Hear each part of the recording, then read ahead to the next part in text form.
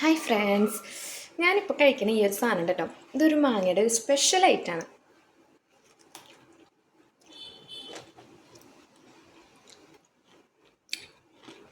വളരെ ടേസ്റ്റാണ് ഗൈസ്. എൻ്റെ കണ്ണിരിക്കുന്നതാണ്ട മോള് കണ്ണ് കുത്തി പൊട്ടിച്ചിട്ട് കണ്ണ് കുത്തി പൊട്ടിക്കുകയല്ല, അവൾ കണ്ണിൽ കുത്തിയിട്ട് ഇന്നലെയൊക്കെ കണ്ണിൽ മരുന്ന് വെച്ചിട്ടുണ്ട്. അതിൻ്റെയാണ് കണ്ണ് ഇങ്ങനെ ഇരിക്കുന്നത്. അപ്പോൾ ഇതാണ് ഐറ്റം ഗൈസ്.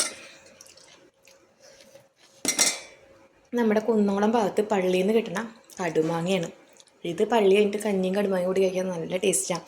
ഞാനൊന്ന് ചേട്ടൻ്റെ സ്റ്റാറ്റസ് കണ്ടപ്പോൾ അവരെ പള്ളിയിൽ നിന്ന് കടുമാങ്ങയായിരുന്നു. അപ്പോൾ ചേട്ടൻ്റെ അടുത്ത് കൊണ്ടുവരാൻ പറഞ്ഞിട്ട് ചേട്ടൻ എനിക്ക് പാഴ്സൽ കൊടുന്നു തന്നതാണ്.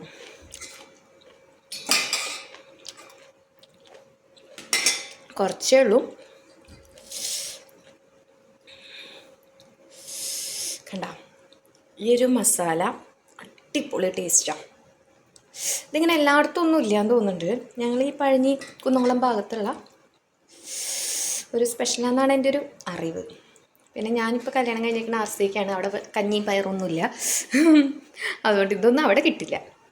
അപ്പോൾ കുറേ കാലത്തിന് ശേഷം ഇല്ല, കഴിഞ്ഞ കൊല്ലം എനിക്ക് കിട്ടിയിരുന്നു. ഞാൻ പ്രഗ്നൻ്റ് ആയിട്ടിരിക്കുകയായിരുന്നല്ലോ, അപ്പോൾ എനിക്ക് കൊടുന്ന് തന്നായിരുന്നു. എന്നാലും ഇപ്പോൾ ഒരു വർഷത്തിന് ശേഷം നമ്മൾ വീണ്ടും കഴിക്കുമ്പോൾ ഈ വർഷം ആദ്യമായിട്ട് കടുമാങ്ങ കഴിക്കണേ. അടിപൊളിയാണ് ഗൈസ്, അടിപൊളിയാണ്.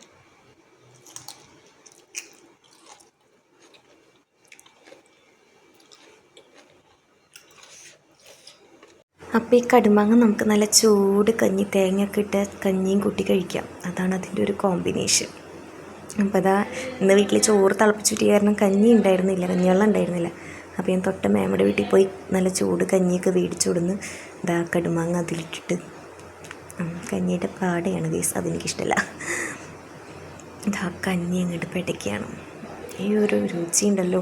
ഇപ്പം നമ്മളിങ്ങനെ ഒന്നും കഴിക്കാതെ പള്ളിക്ക് കുർബാനയ്ക്ക് പോയിട്ട് ആ 10:30 കിട്ടുമ്പോൾ എന്തൊരു ടേസ്റ്റാന്ന് പറയും. ഇപ്പം ഞാൻ ഓൾറെഡി ചായ പൊടിയൊക്കെ കഴിഞ്ഞിട്ടാണ് ഈ സംഭവം കഴിക്കണേ. എന്നാലും അതിൻ്റെ ആ ഒരു രുചി അത് പറയാൻ പറ്റില്ല. അടിപൊളി ടേസ്റ്റാണ് ഗൈസ് ഈ കടുമാങ്ങ.